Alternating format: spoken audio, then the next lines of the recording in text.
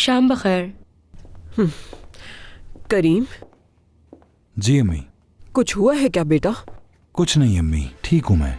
बस काम का दबाव है, वही सोच रहा था। हाँ बेटा, तुमने दिन रात काम करके खुद को थका दिया है।